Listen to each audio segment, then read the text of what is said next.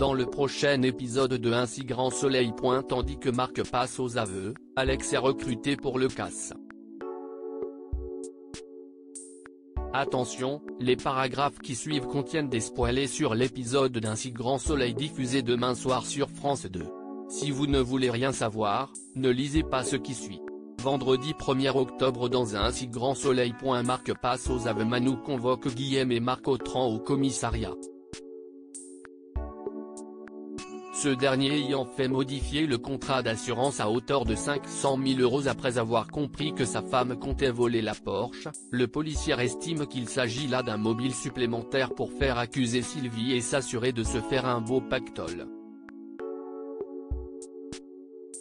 Comme il y a de fortes probabilités pour qu'il ait mis en scène le vol de son bien, Manu le place en garde à vue. Après avoir obtenu l'aval de la juge Alphand, Manu et Élise se rendent chez Marc pour perquisitionner. Malheureusement, les policiers ne trouvent rien à part une boîte de somnifères au-dessus d'une armoire.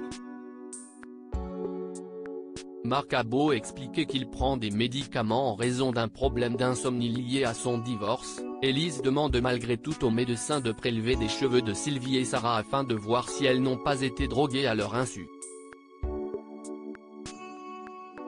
À la suite des analyses, Hugo, le médecin, confirme à Élise qu'il a bien relevé des traces de somnifères dans les cheveux de Sylvie et non dans ceux de Marc. Sans attendre, Cécile convoque Marc au tribunal. Dos au mur, celui-ci passe aux aveux et déclare avoir fait tout cela car sa femme l'a poussé à bout. En parallèle, Jeannette est au téléphone avec une bien mystérieuse personne et s'empresse de raccrocher lorsque son compagnon rentre. Tandis que Becker ironise sur la complexité du mariage en raison de l'affaire de la voiture volée, Jeannette, qui ne comprend pas pourquoi il veut toujours noircir le tableau, lui rappelle que beaucoup d'unions sont heureuses. Alex est recruté pour le casse. Comme Patrice s'est vu refuser sa permission, le braquage du supermarché est compromis. Jade, qui a besoin de renflouer les caisses au plus vite, pense alors immédiatement à Alex pour le remplacer. Elle contacte donc le policier pour qu'il rencontre son complice qui décidera s'il peut participer au casse ou non. S'il se montre méfiant dans un premier temps, le commanditaire finit par accepter qu'Alex fasse partie de la mission. Plus tard, Julie rentre chez elle et tombe sur Jade en train de faire des recherches d'appartements sur le net. Par la suite, celle-ci indique qu'elle a déniché un plan pour du travail mais refuse toutefois d'en dire plus pour le moment. La trouvant bien mystérieuse, Julie rétorque qu'elle espère qu'elle ne s'est pas remise dans des plans foireux mais Jade assure que tout va bien.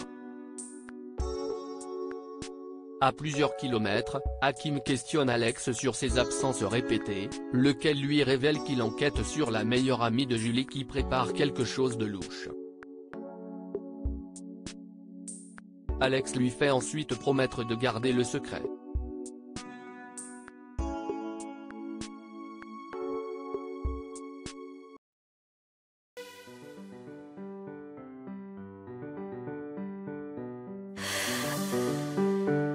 The man I love just had a